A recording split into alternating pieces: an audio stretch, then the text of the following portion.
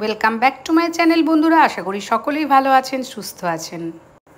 গতকাল সিউড়ি বিদ্যাসাগর ভবনে গোটা বীরভূম জেলায় যতগুলি চক্র আছে সেই স্কুলের ছাত্রছাত্রীদের নিয়ে activity based teaching learning workshop ছিল।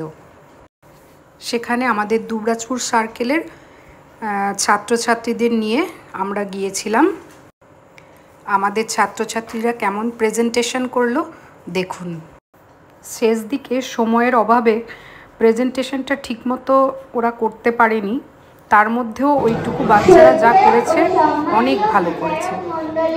আমার প্রণাম ও নমস্কার জানিয়ে আমি আফরিন ও আমার সতীর্থ দেবঙ্গীর সায়ন্তিকা সুবর্ণা উপস্থাপন করতে চলেছি দুবরাজপুর চক্রের আজকের ভাবনা আঞ্চলিক খেলার ছলে শিক্ষা।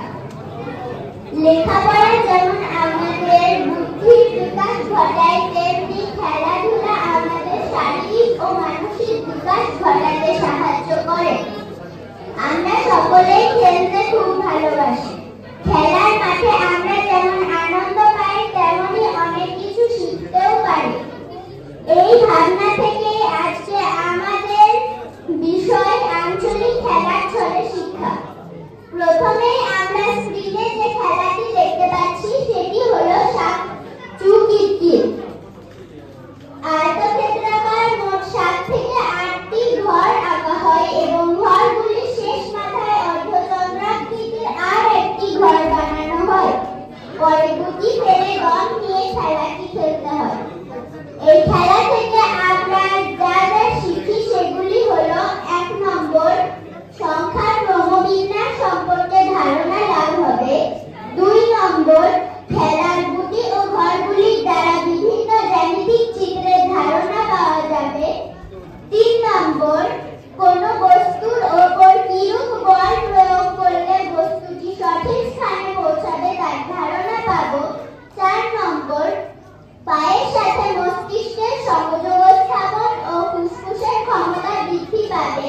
5 নম্বর, মানচিত্রে চিত্র অঙ্কন করে সেখানে এই খেলা খেলালে আমরা সহজেই মানচিত্র সম্পর্কে ধারণা লাভ করব।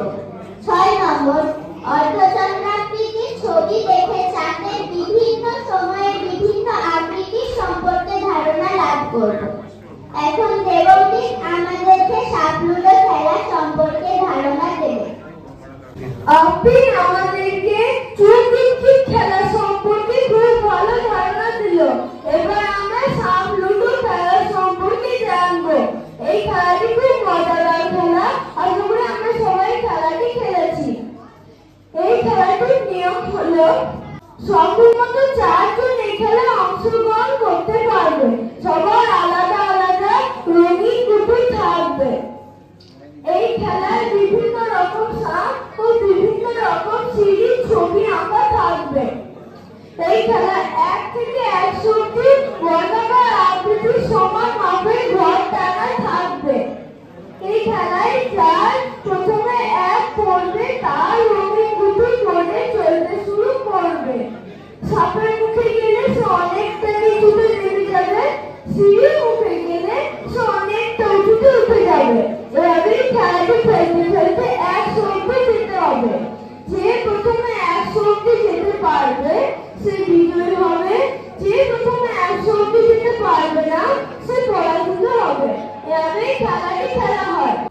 এই খেলা থেকে আমরা কি কি শিখতে পারছি সেগুলো হলো: 1. লুডোর ছক্কাটা দেখে আমরা ঘনকের ধারণা পাচ্ছি। 2.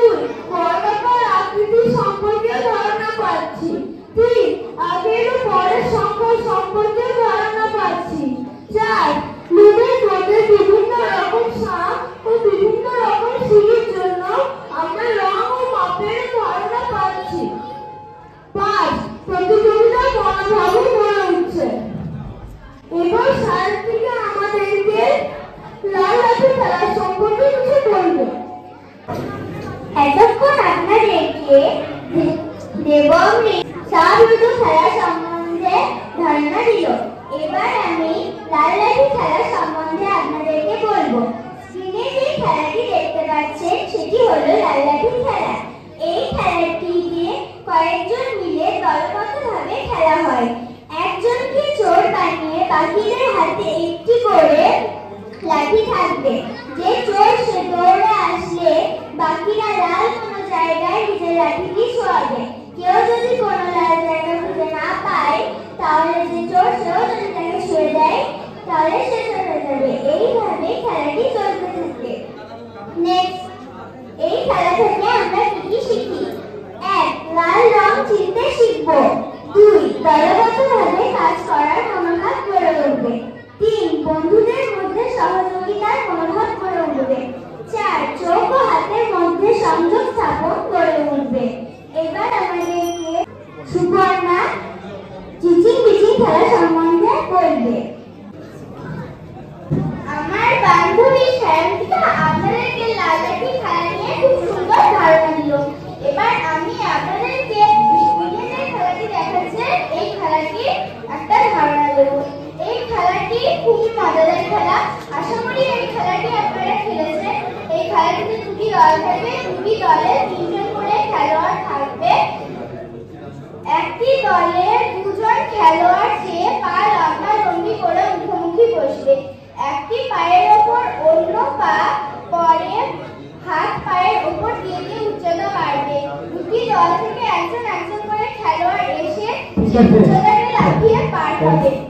যেহেতু প্রিপেয়ার হয়ে এসেছি ওকে নাম হতো না আমাদের, ঠিক আছে, খুব সুন্দর হয়েছে। আর কনসেপ্ট টিচার যারা আছে তারা একটু তুমি আমাকে ছোটবেলায় নিয়ে চলে গেলে, আমরা যখন ছোটবেলায় খেলতাম, ঠিক আছে? লাল লাঠি কেন বলো? লাঠিগুলো তো লাল রঙের নয়, তো লাল লাঠি কেন বলো? লাল লাঠি কেন নাম খেলাটির? তখন ছোঁয়াতে হয় যখন চোর দৌড়ে আসবে বাকিদের কাছে। এগিয়ে যেতে হবে, লাল ধরে দেবে নাকি? যখন চোর আসবে তখন বাকিদের লাল কোনো জায়গায় দৌড়ে গিয়ে সকাল 9টায় বাড়ি থেকে বেরিয়ে সন্ধ্যে 6:30টায় বাড়িতে পৌঁছানো ওইটুকু ছেলেমেয়েরা অতক্ষণ ধৈর্য ধরে যে ছিল সেটাই প্রশংসনীয়। ফিরবার পথে ওদের মুখগুলো একদম শুকিয়ে গিয়েছিল, দেখে খারাপ লাগছিল। আর এই রাস্তা, তো যাই হোক, আজকের মতো এইটুকুই। নেক্সট ভিডিওতে আবার দেখা হবে।